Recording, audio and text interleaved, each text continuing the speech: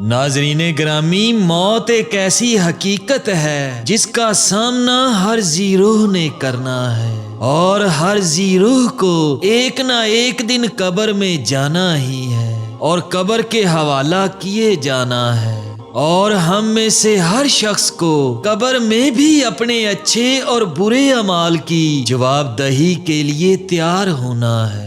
ہر گنہگار شخص کو قبر میں عذاب ہوتا ہے، اور ہر نیک شخص پر قبر میں انعامات الہی نازل ہوتے ہیں، اگرچہ انسانی آنکھ اسے دیکھ نہیں سکتی، مگر بعض دفعہ اللہ تعالی جزا و سزا کا حال اہل دنیا پر منکشف کرنے کے لیے خود انہی کے ہاتھوں ان پر کسی قبر کی حالت بھی کھول دیتا ہے۔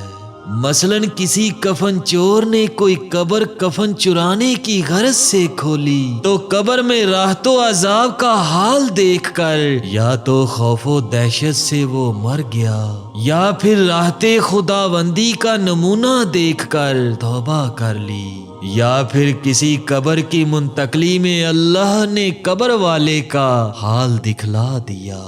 ناظرین گرامی، اسی طرح کا واقعہ کہ جب ایک سخی آدمی کی قبر پر چند اللہ کے نیک بندے جا کر فاتحہ خوانی کرتے ہیں اور باغرض رات گزارنے کے لیے اسی کی قبر پر ٹھہر جاتے ہیں، تو ان کے ساتھ کچھ عجیب معاملہ پیش آتا ہے جس کو سن کر آپ یہ یقین کرنے پر مجبور ہو جائیں گے کہ جو لوگ دنیا میں نیک عمل کرتے رہے وہ مرنے کے بعد بھی اللہ کی رحمت کے سائے تلے ہوتے ہیں۔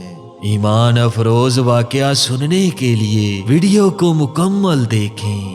واقعہ کا آغاز کرتا ہوں۔ ناظرین گرامی، کچھ لوگ کسی سخی آدمی کی قبر پر فاتحہ پڑھنے گئے ہوئے تھے کہ رات ہو گئی اور سب کو وہیں قبرستان میں ہی رہ جانا پڑا۔ قبرستان میں کھانا وغیرہ کہاں تھا، سب کو یوں ہی فاقے سے رات کاٹنا پڑی۔ جب وہ سو گئے، ان میں سے کسی آدمی نے خواب میں دیکھا کہ وہ صاحب قبر سخی آدمی اپنی قبر سے باہر نکل کر کہہ رہا ہے کہ میرے پاس ایک ہی عمدہ اور خوبصورت اونٹنی ہے، اگر نامناسب نہ ہو تو اپنے کسی اونٹ کا اس سے تبادلہ کر لو۔ خواب ہی میں وہ خواب دیکھنے والا شخص اس تبادلے پر راضی ہو گیا اور اپنا اونٹ اس سخی آدمی کے حوالہ کر دیا، اور وہ خواب میں دیکھتا ہے کہ اس سخی آدمی نے اونٹ لے کر اسی وقت اسے ذبح کر ڈالا۔ خواب کا سلسلہ ابھی جاری تھا کہ اچانک ایک شور سے سب جاگ اٹھے، دیکھا کہ ان کے اونٹ کی گردن سے خون کا فوارہ چھوٹ رہا ہے۔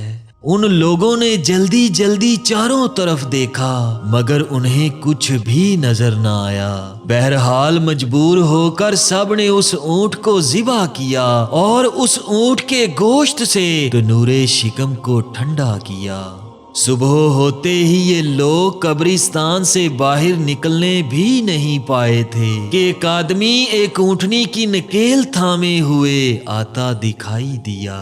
قریب آ کر اس نے ان لوگوں کو سلام کیا اور ان سے اس اونٹ کے مالک کا نام دریافت کیا جس کا اونٹ ذبح کیا گیا تھا، اور اس کے بعد کہا کہ یہ اونٹنی میں تمہارے حوالے کرتا ہوں۔ میں اس صاحب قبر متوفی کا بیٹا ہوں۔ میرا باپ رات کو میرے خواب میں آیا اور اس نے مجھے قسم دلا کر کہا کہ میری یہ عمدہ اونٹنی فلاں فلاں شخص کو جو میری قبر کے پاس رات گزارنے کے لیے ٹھہرا ہوا ہے اس کے حوالہ کر دینا۔